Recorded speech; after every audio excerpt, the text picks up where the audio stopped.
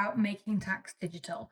I would not be surprised if you haven't, because after Brexit and COVID and all these other things, it's really not been at the forefront of HMRC's communications.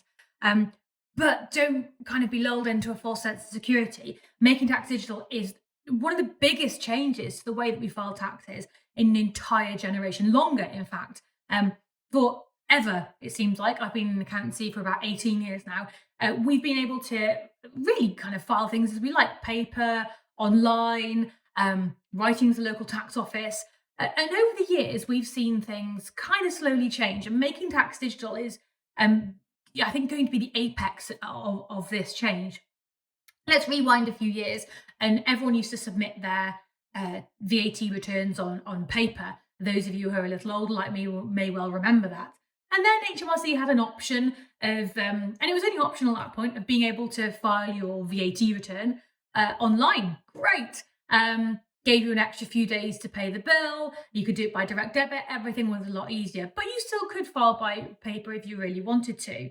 Then they started making it mandatory to file online unless you had a kind of special dispensation from them. Now, Making Tax Digital has come in for VAT. So for the people who are VAT registered, it's not that big a change. You're still filing a return quarterly online.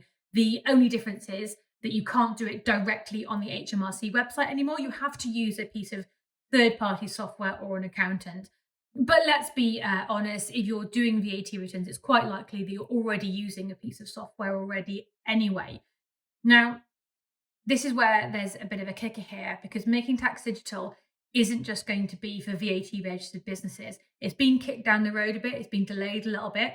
But from 2023, pretty much everybody is going to have to file up to 5 returns a year with HMRC. So if you're a sole trader and you just work for yourself, you haven't got any staff, you're probably used to just filing once a year, doing that tax return once a year.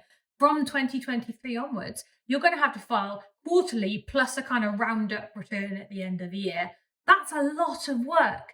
Not only that, but you have to file via third-party software or with an accountant. You can't actually go onto the HMRC website and kind of tap the figures in yourself anymore. So you need to buy some software or use an accounting service to do it and let the accountant do it for you. And if that wasn't enough, HMRC is saying that you have to undertake digital record keeping.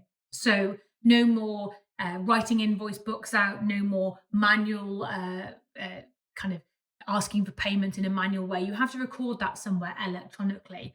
Now, loads of people, if you've got like a PDQ system set up, or your EPOS or something, you're taking payments online, you've got a card reader, that's probably not such a big issue. But if you are somebody who is still using an invoice order book, I know lots of trades who do that, you might find this is quite a big change for you, and it might take up an awful lot of your time. So you need to start thinking now about how that might affect your business and looking for solutions around that are going to change, going to enable you to change the way that you work. And don't leave it to the last minute. HMRC quite often have what they call soft landing periods for this sort of thing, where they kind of let things slide a little bit. But we're expecting to see new penalty regimes for non-filing. We don't know yet, but maybe they'll be taking payments more regularly than once a year. Making Tax Digital is something that you really need to be aware of now, and start thinking about what you're going to do now to solve it. Just to plug what we do at Mazuma, we are fully MTD compliant, whether you love using bits of software or whether you still scribble on an invoice book. We've got systems that allow you to do whichever one of those you like best. But if you're not using us and you're thinking of going alone, you have to really think about what you're going to do now to make sure that you don't fall foul of the new Making Tax Digital rules in 2023.